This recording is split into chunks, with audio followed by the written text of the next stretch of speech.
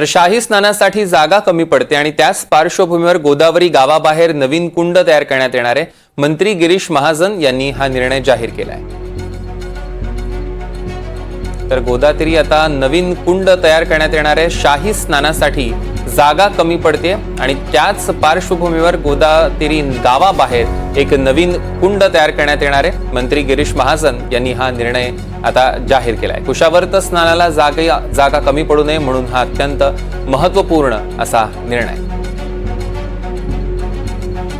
साधू आणि गावकरी यांचा एकत्रित येत हा नवीन कुंड करण्याचा निर्णय त्यांनी घेतलेला आहे। प्रांजल कुलकर्णी आपले प्रतिनिधी आपल्या सोबत जोडले गेले। प्रांजल, काय अपडेट्स? सौरभ, 2026-27 मध्ये नाशिक आणि त्र्यंबकेश्वरला कुंभमेळा होणार आहेत। त्या पार्श्वभूमीवरती जोरदार तयारी करतात प्रशासन असेल, सरकार यांच्या वतीने करण्यात येते।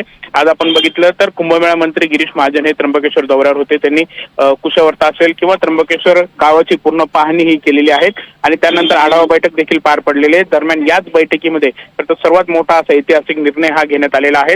त्र्यंबकेश्वरमध्ये जे कुशावर्त तीर्थ आहे जिथे शाही स्नान पार पडते, मात्र आपण जर बघितलं तर गेल्या वेळी सुद्धा तिथे चेंगराचेंगरी सारखी परिस्थिती गेल्या कुंभमेळ्यात बघायला मिळाली होती आणि यंदा प्रयागराजच्या धर्तीवरती आगामी कुंभमेळा होणार आहेत।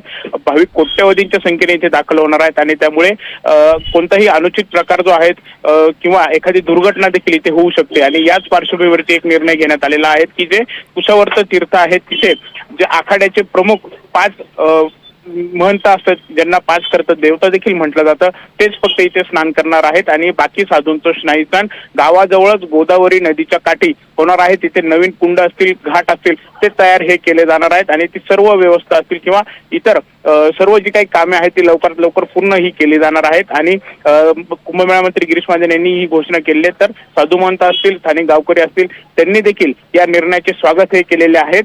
एकंदरीतच आपण बघितलं तर आजवर म्हणजे गेल्या अनेक वर्षांपासून हा कुंभमेळा सुरू आहे, कुशावर्तामध्ये स्नान केलं जातं। मात्र जो कायदा सुव्यवस्था असेल किंवा कुठलाही अनुचित प्रकार घडू नये या दृष्टीने जे काही पाऊल सरकार असेल किंवा साधू महंतांनी उचललेले आहेत ते निश्चितच कौतुकास्पद आहेत। आता त्या पार्श्वभूमीवर सर्व तयारी असेल किंवा पुढच्या हालचाली ज्या आहेत, कामं जी आहेत ती पूर्ण देखील केली जाणार आहेत।